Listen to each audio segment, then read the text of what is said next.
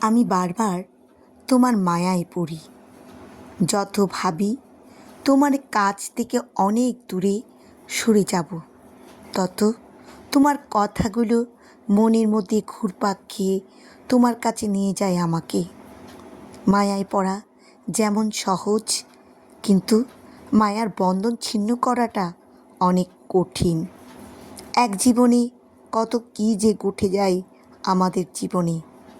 বিচিত্র রকম অভিজ্ঞতা, বিচিত্র রকম মানুষের সংস্পর্শে এসে আমরা কতই ভুল করি। জীবনটাকে উপভোগ করতে খুব বেশি কিছুর কি প্রয়োজন?